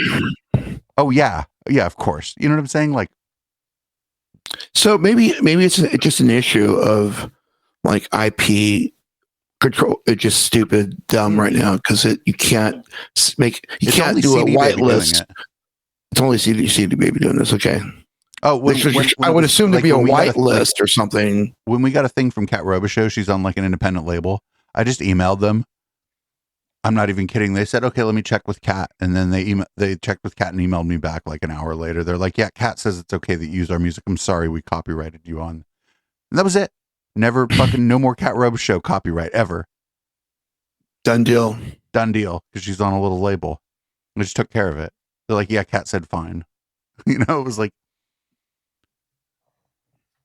dang. Maybe we'll just only play Cat Robo Show on this show. Fuck it. Could be worse things to have happen. Oh, you know who we don't get it on either is Dirtbag Dan, because Dirtbag Dan ain't fucking out there trying to fucking Dirtbag Dan. Yeah, man. None of that on Dirtbag Dan. Yo. Yeah, man. Speaking of Dirtbag Dan, I would love to hear a Dirtbag Dan track. I kind of want to do Good Morning. Yeah. This is by Counterproductive. This is only a minute 50. But it doesn't matter. This is like the best minute 50 you're going to hear. I don't know. Maybe there was good bands. Who knows? We'll see. Anyway, this is Good Morning by Counterproductive, Dirtbag Dan's. That's his record label, so that's probably everybody. Every night before I go to bed, one thing pops in my head. And tomorrow, when I get up, it's going to be worse. Now, I'm not depressed or anything. I'm not on medication. And really, I don't want to kill myself. I wish the sky would fall and kill everybody else. I woke up and watched the news, okay? A little girl got killed in Azalea. Drunk driver hit her on her way to school and then peeled away. Now that's a shitty way to start the day. Good morning. The mailman came around 11 o'clock and stopped. Drop a stack of envelopes in the slot. I got bills, ads, type of shit that make me feel real sad. Grab my bag, head to the bus stop. Stepped in a puddle with the shoes that I just got. Almost got clipped by a car in a crosswalk. Pissed me off, he flipped me off. I got lost in thought on the back of the bus. Missed my stop as if I wasn't late enough. A bum asked me for cash that I spent on Herb. He smiled for a second and flipped me the bird. Now I'm not quite sure how much more of this I could take. I get pissed and start shaking my fist at the sky, screaming, why God, why do you spite me? Maybe he just don't like me. Now I'm not quite sure how much more of this I can stand. I mean, damn, is it all in the plan, really? I don't want to kill myself. I wish the sky would fall and kill everybody else. My next door neighbor's on Megan's list. His next door neighbor's got 7 kids. My dad got a problem with speed. He can't quit. One more dirty bottle and he's doing a bid. I seen a kid call his mother a bitch, throwing a fit. Couldn't have been older than 6, screaming, I want Captain Crunch in the cereal aisle. I'm thinking someone needs to hit this child. Meanwhile, I'm hoping that I'm good on cash. Somehow a pack of cigs and a gallon of gas are the same price, and it ain't nice when you rap for food, eating ramen and rice for dinner. I asked the dude for an extra stove. He just laughed, saying only 20 came in a pack. Old woman driving 40 won't let me pass. The dude behind me is honking and riding my ass. Breakdown. Oh shit. Oh shit. There goes the neighborhood. Hang on.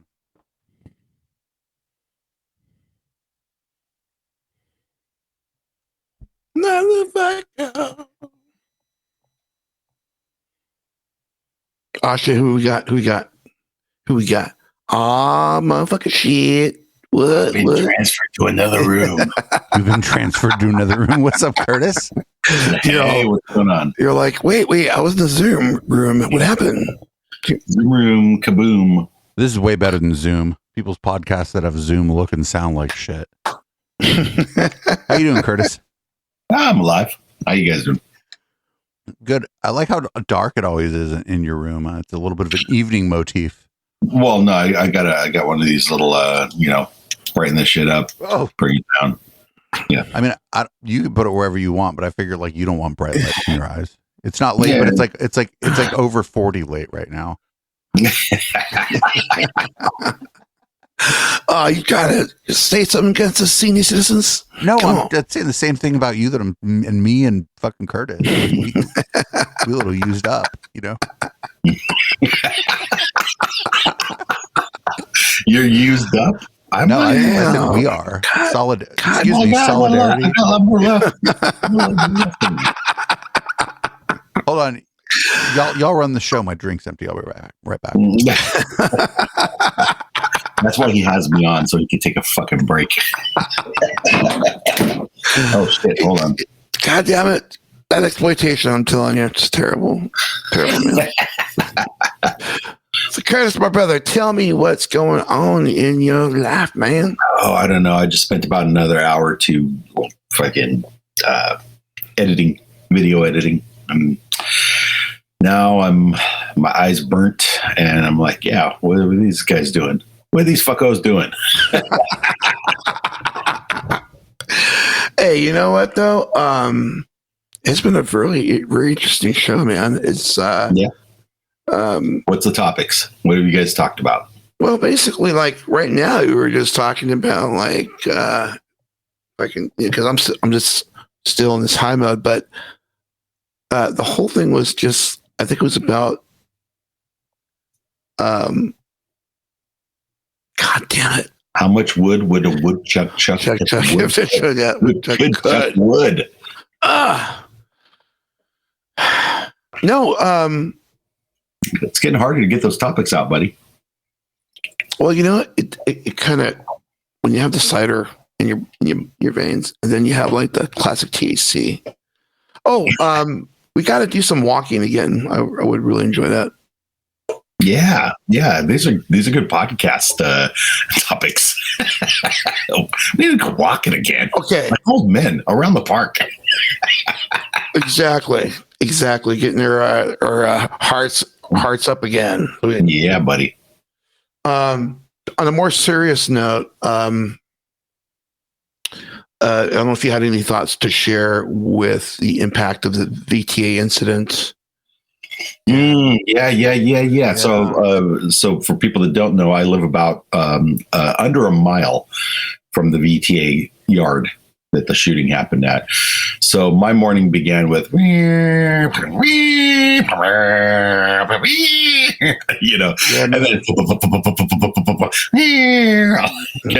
something's going down. I thought it was like maybe a traffic accident, maybe a flip semi, that sort of thing, because it's kind of right at the cusp of two major freeways.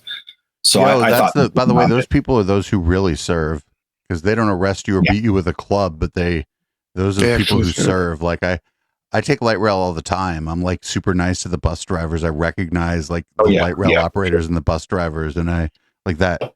Like, oh God, that fucking sucked. We do a local news show, and me and the councilman, my co-host, were like, we can't even do this.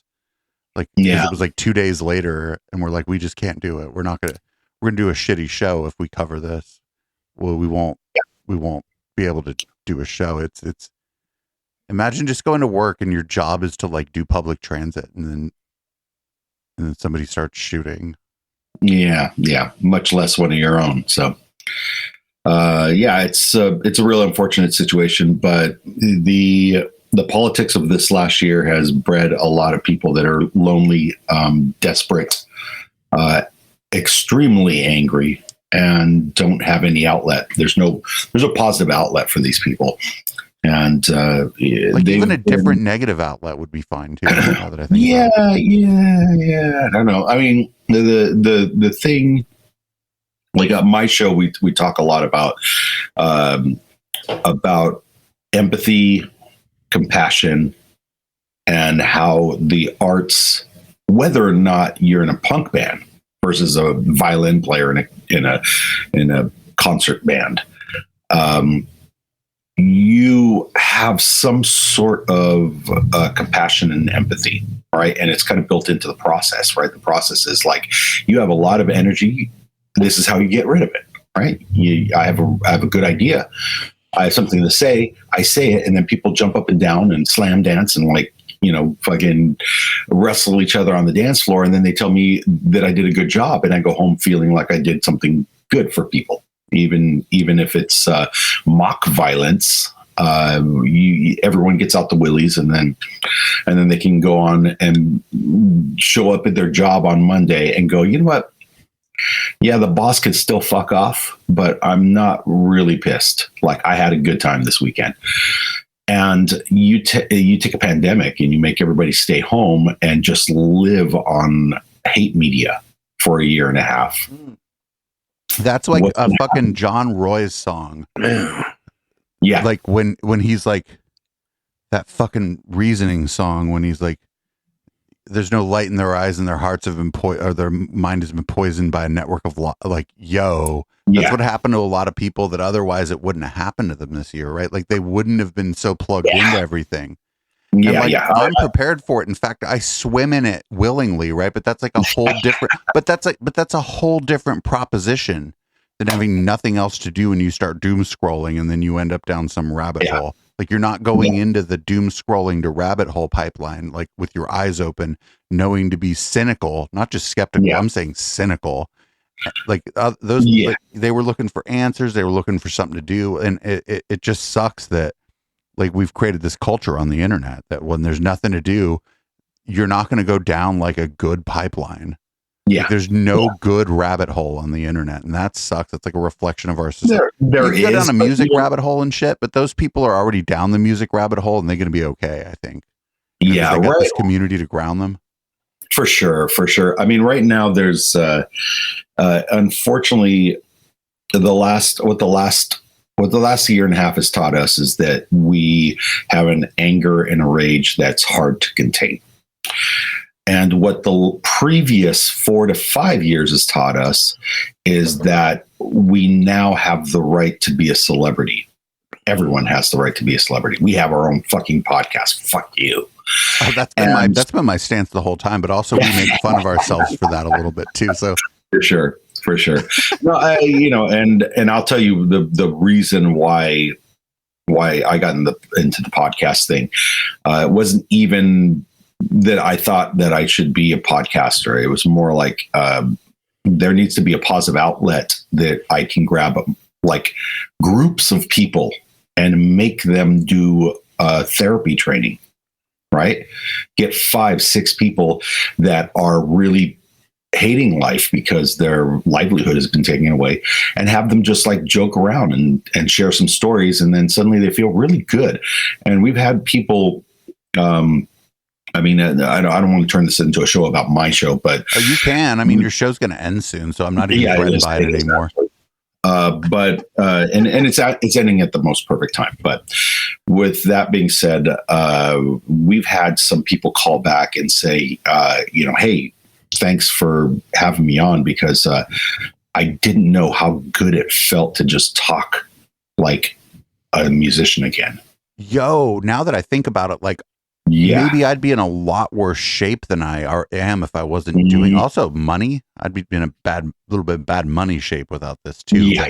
But like the other kind of shape, like if I wasn't doing this, if I didn't have Juan and the media wench and you who have like now I actually know you and you're not just some guy that I got in your car with and had you into my studio with. I feel like I know you now, but like if I wasn't doing this, like what kind of shape would I be in if I was like DJing and working all the time and that's it? Like, I'm trying to think like, because I mean, this is about me. What about not even DJing? What about you have no talents that you know of and you just work and that's what you do and you're not necessarily married or now special and you're just kind of alone and eating a frozen TV dinner every fucking night.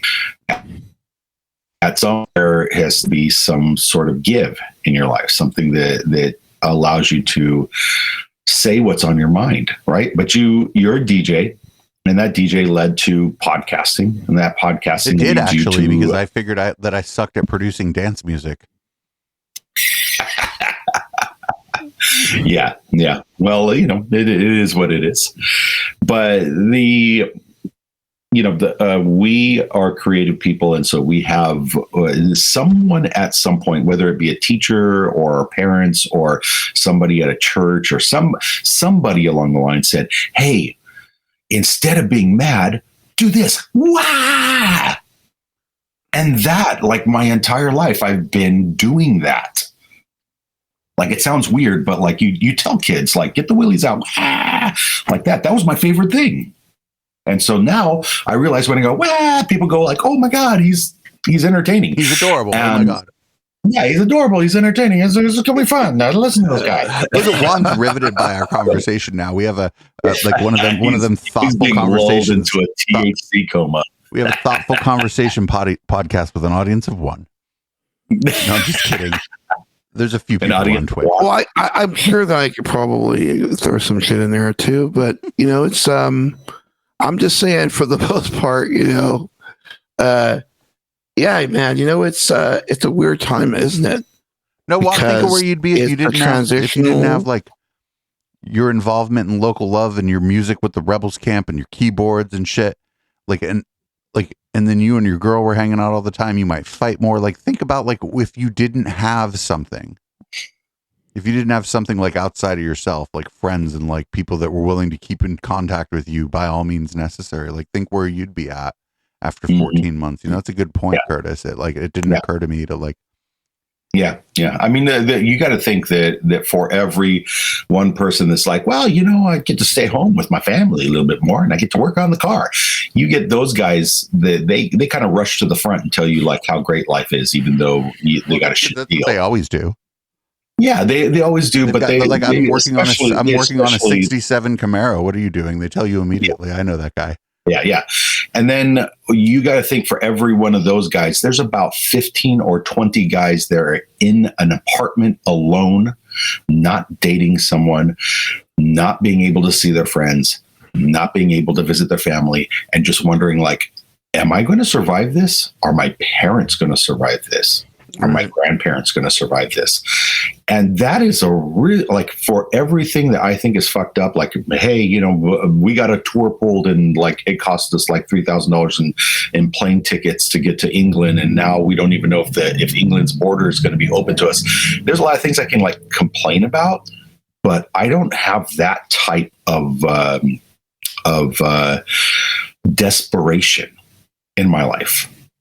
I have friends. Real. I have an outlet. I have the ability to reach out to people, whether it be electronically or not, and just like share a story. And that's what we are. We are storytellers. Everybody. This is as human beings for 60,000 years were historians by voice alone. And I think that like maybe even for me, like it's weird to say, but this thing that happened was good. Like I was out like at clubs and parties and shit, like binge drinking every Thursday, Friday, Saturday night, like just straight up binge drinking.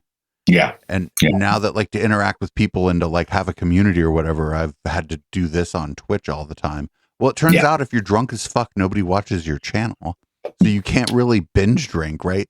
And so I think like, but again, like that's a thing where like, somebody like me was going to be fine because I was plugged in. I was already trying to connect with people outside. And, what you're saying about, other people who that's just not what they do. They go out to the bar and they talk to people and then they, that's just like, they're not connected in any other way. It's got to be really hard. And I'm like really fearful that we're, as things open up, unfortunately, we're going to, I don't know, like other countries are going to be good. Like other countries might have a renaissance, but I'm like worried that we're going to have a renaissance, a rat-a-tat-tata here in America as everything opens back up. And I know that's like a funny way to say a thing that is like dark and terrible. Renaissance. Like, tennis. Like, we're going to have a renaissance. No, I totally get it.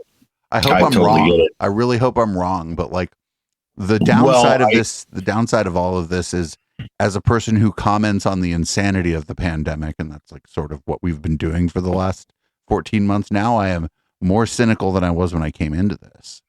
Wait. Well, let me just say, I just think it's a wrap. 300 billion guns in the country, untraceable mostly. Right? Nobody's been able to go out. Oh no, it's a wrap. It's a wrap, man. And COVID. This whole thing's going to fucking change. Not for the better. I think it's going to be more fear-driven, man. Yeah. Well, I think here's what we got. What you got? Like I hope Juan's wrong too, because unless government intervenes. Unless government intervenes, but since we know the government's not doing a goddamn thing about it. So, what's a family to do? What's a mother or father or brother, sister? What are we to do, man? Well, those people have a family, though. That's not like who I'm talking about. At least it's like the people I'm scared of is the people who didn't have a family. That's like, what's my family to do? That's the person I'm like worried about. I'm also concerned about them. That might be people I know that I've lost track of because I don't see them at the bar. that are nice to me at the bar and treat other people with respect too. It's not like I think this person is necessarily the other and not part of my community, you know? Well, without naming names, I've had people on our show that afterwards, they said, yeah, I haven't seen my band members in like, at least 12 to 13 months. And I go, oh, that's cool. Well, you can focus on yourself. And they're like, no, that I live alone. And like every once in a while when I've cried for like 3 or 4 days straight, I call a friend, like an emergency. Oh, that's the thing is that like, and it sucks because if people like aren't digitally connected with the friend group that they're physically connected with, this is difficult. Yeah, for sure.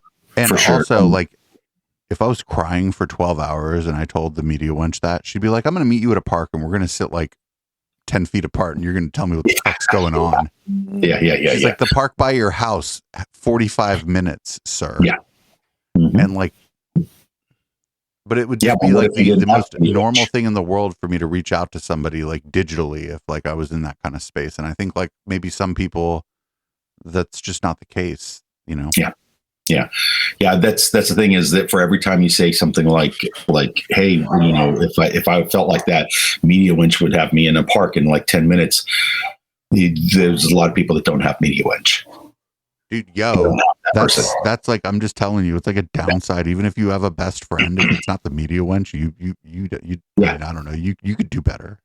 There's got to be a lifeline somewhere, and some people, you got to think that a lot of people are vicarious, right? There's a lot of people that wonder why they were even born in the first place, and they're just kind of sitting here going, "Well, how do I eat the most unoffensive sandwich? How do I read the most unoffensive book? How do I look pretty sitting here so that no one will be offended by me?" Oh, and then, I like don't live that life. Actually, I'm like really happy to be offended. Like if I'm offended, I think something's wrong. And if what I say is offensive, like I think that's fine. And I'd love to talk to the people that find me offensive because they do so well. They're like, oh, that guy's a drunk idiot. I'm going to go on and say they don't do well. No, I'm right there. I think that roast comedy is just the funniest thing ever. And I think that there is something to be said about that. Like, hey, lighten up, it's a party, so I think that a lot of people need that. And a lot of people watch it because that's kind of stuff because they are vicarious. They don't know how to talk to people in that fashion. So they see other people doing it and they love the confidence.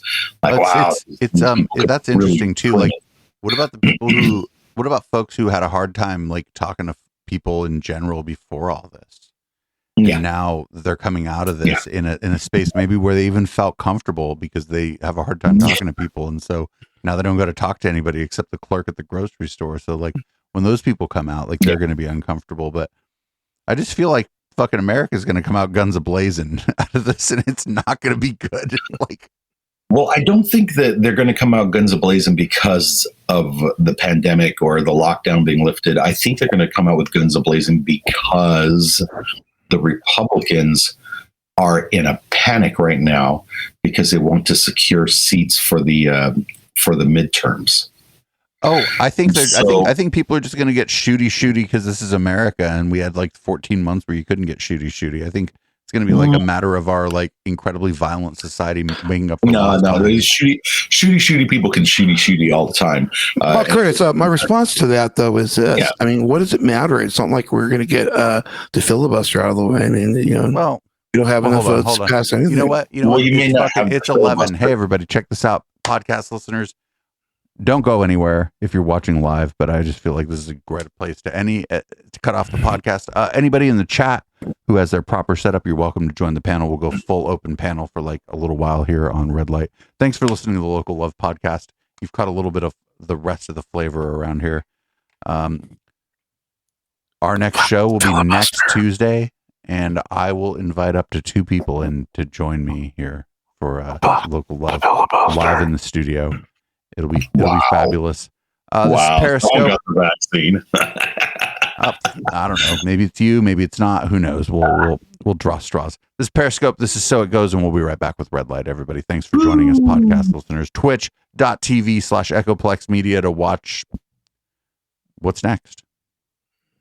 Holla. Who you are, where you been? I know I've seen